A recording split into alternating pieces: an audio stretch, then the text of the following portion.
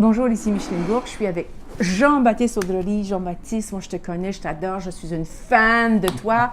Dis, qui es-tu et que fais-tu? Donc, Jean-Baptiste Audrely, je suis psychologue organisationnel, chef de pratique en technologie RH et transformation RH chez Horizon RH. Ça fait beaucoup de RH et beaucoup de technologie, mais je combine ma passion pour les technologies avec mon savoir-faire en ressources humaines. OK.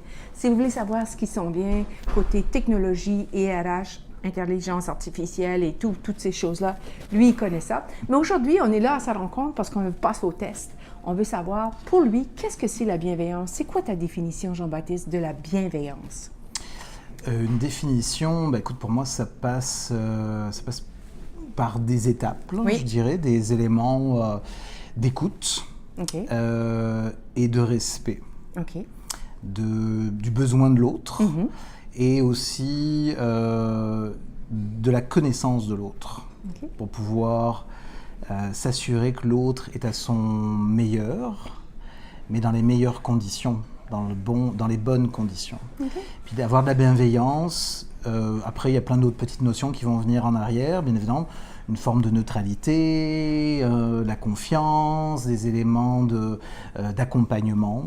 Mais je pense que pour moi, c'est vraiment l'écoute. Tu sais, quand on parle d'écoute bienveillante, des questions ouvertes, donc ça prendra de l'ouverture et une capacité à comprendre. Tu nous en donnes pas mal. Enfin, bon, voilà.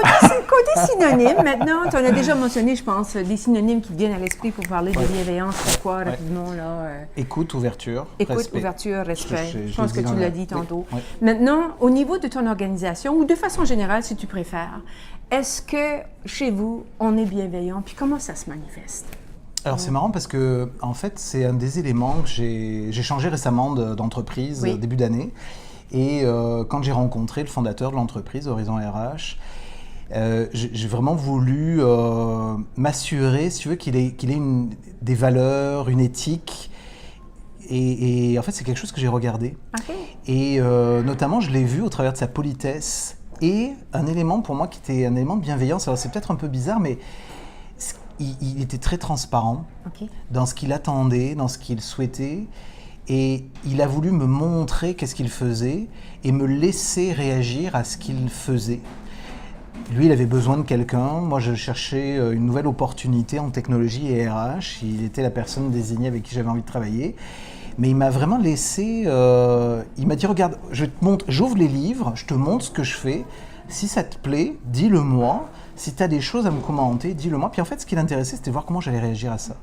Puis je trouvais qu'il y avait une forme de bienveillance et de transparence qui m'a fait dire « Ah, un gars sweet. » Ouvert, comme tu mentionnais tantôt. Congruent, c'est-à-dire ce qui est dit, ce qui est fait va dans un certain sens. Puis en même temps, il y avait vraiment « C'est à toi de décider. C'est voilà. Puis reviens vers moi si ça t'intéresse. Puis je trouvais que c'était une forme de bienveillance avec la politesse. Et c'est une grande qualité chez lui que je reconnais à tous les jours et que je vois à tous les jours. Génial. C'est un homme très bienveillant en passant, Jean-Baptiste. Donc merci beaucoup d'avoir accepté de participer à notre petit micro-trottoir ou vox pop, comme on appelle ici au Québec.